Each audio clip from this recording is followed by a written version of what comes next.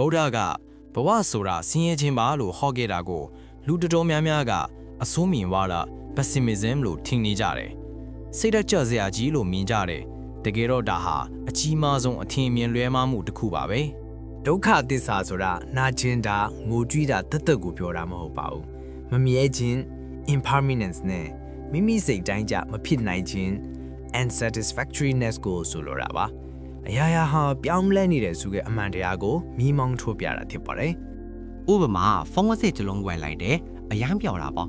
ဒါပေမဲ့ဒီဖုန်းဟာကကြိမ်ကြိမ်မှာကွဲမယ်ပြက်မယ် model အောင်မယ်ဆိုတာကိုကြိုးပြီးလက်မခံထားရင်တကယ်ပြက်တဲ့အခါခံစားရပါလိမ့်မယ်ဒုက္ခသစ္စာကိုနားလည်ထားတဲ့သူကတော့ဖုန်းဆိုတာပြက်တဲ့အမျိုးလို့နှလုံးသွင်းထားတဲ့အခါပြဿနာကြုံတဲ့အခါတည်ငြိမ်နေနိုင်ပါတယ်ဒါကြောင့်ဒုက္ခသစ္စာကိုတည်တာဟာစိတ်ဆင်းရဲဖို့မဟုတ်တဲ့မျှော်လင့်ချက်ထားမှု expectation တွေကိုရှော့ချပြီးလောကဒဏ်ကိုကြမ်းကြမ်းခံနိုင်တဲ့စိတ်ခွန်အား resilience မိန်းမြူတင်တာဖြစ်ပါတယ်အမှန်တရားကိုသိမှစိတ်ချမ်းသာမှုအစစ်ကိုရမှာပါ